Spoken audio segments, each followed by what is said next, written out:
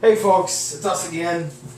Right back where you left us. Exactly back where you left us. This evening, we watched some. Well, we started this afternoon. Yeah. We were planning on possibly getting in 3 more movies today. We only got in 2, but that's And we got in 2, which was pretty good. Yeah, there aren't very many Thanksgiving Day movies, so we're okay on that route. So yeah, we'll fit them whenever we want. It's like there's a handful of good Thanksgiving Day movies that are Yeah. Thanksgiving Day. Thanksgiving. We'll have to do Santa's Sleigh and Thanksgiving, the last 2 movies that we do. Yeah. I'm good with that. Yeah. So anyway, this evening we watched the remake of George A. Romero's.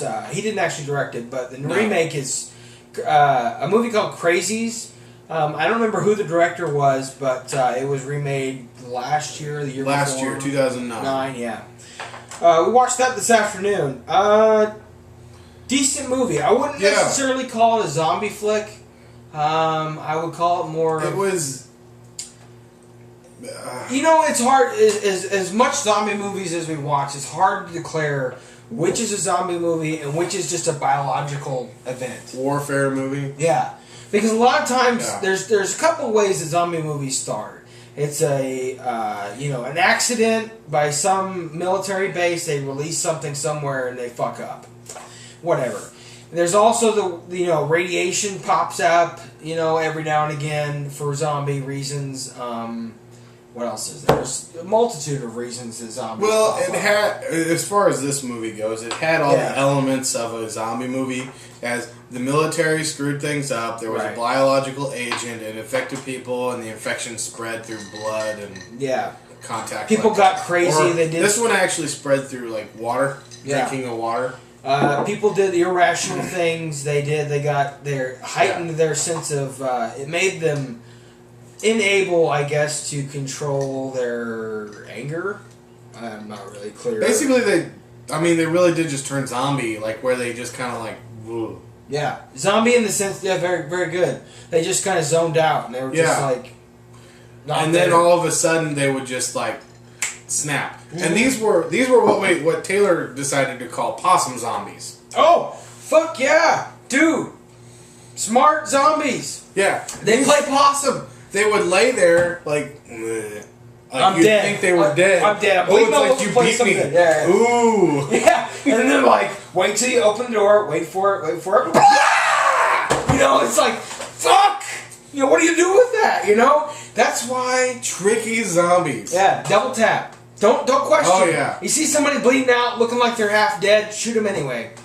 Yeah. There was one instance where the zombie was still twitching a little bit, and the guy just unloaded into him. And it freaks the other people out, and he's just I'm making sure they're dead. Yeah. And it's hey man, that's great. Yeah. I mean, at the time we knew this guy had the virus, but that's beside the point. Yeah, he was wigging a bit. Yeah. So anyway, good movie. I think we eventually gave it a 3. Yeah, I think it ended up with a 3. 3 stars. It's not something that I'd if it's not the season for a movie like The Crazies, I'm not gonna be hey Taylor, let's watch. You want to watch The Crazies? No, Yippee Skippy! No, not really. I mean, unless I'm really in the mood for zombies, and there's better. There are better zombie movies. Which brings us to our second movie. Which beside the fact that I have a dear spot in my heart for Shaun of the Dead, which is one of my favorite all-time zombie movies, which makes fun of the genre, but at the same time it elevates the genre. It does really beyond itself. Besides that, quite possibly some of the best zombie movies I've ever made, or have been ever made, I think, were... we've already watched 28 Days Later, and then 28 Weeks Later we watched tonight. So, great movie. I had never seen... I've seen 28 Days Later 3 or 4 times. Yeah. Great movie. Never ever seen 28 Weeks Later, so the standard was set pretty high. Yeah. We were expecting quite a lot. And although I think we eventually gave 28 Weeks Later a 3, it ended with a 3, it's good for a rewatch. It's entertaining. It continues the story, but I think what it lacked from the first movie was the spontaneity. Yeah. You kind of knew what was going on already. You weren't left one step... Because in the first movie, you were always one step behind. Well, and we kept changing who we were actually following. So it was more about the event. Halfway through the movie, then we decided. Then it was like, okay, who we're really following now is the kids, right? And then we started killing everybody off around the kids, and it was like, oh, well, that's how it's gonna be, right? So, but I mean, there wasn't a lot of. The story wasn't near. I don't think it was nearly as developed in this one. Mm-hmm.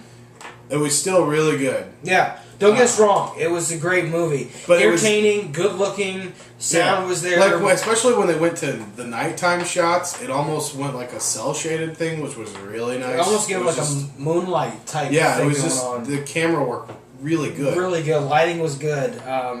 But I think you're right. I think the story just, at a certain point, you understand. I mean, going in, being a sequel, you already know what's going on, and you kind of need to speed things up a little bit more than what it was in the first movie. Yeah, well, in the first 11 minutes of this movie was just phenomenal. Intense. I mean... Intense. I mean, and then after that, some of the best 11 minutes of zombie movie ever. Yeah.